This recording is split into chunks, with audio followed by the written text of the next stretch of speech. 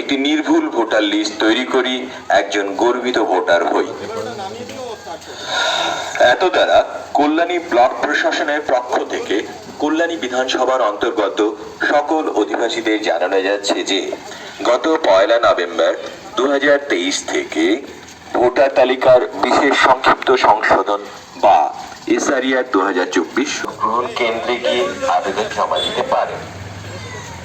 আসুন একটি নির্ভুল ভোটার লিস্ট তৈরি করি, একজন গর্বিত ভোটার হই।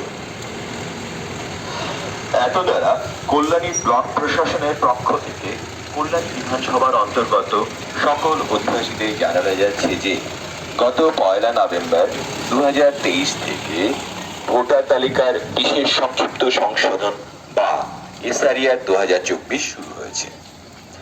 এখন ভোটার লিস্টে নাম তোলা, সংশোধন করা, এক অঞ্চল থেকে অন্য অঞ্চলে নাম স্থানান্তর করা, আবেদন জমা দিতে পারেন। আসুন একটি নির্ভুল ভোটার লিস্ট তৈরি করি, একজন গর্বিত ভোটার হই। এত দ্বারা কল্যাণী ব্লক প্রশাসনের পক্ষ থেকে কল্যাণী বিধানসভার অন্তর্গত সকল অধিবাসীদের জানানো যাচ্ছে যে গত 1 নভেম্বর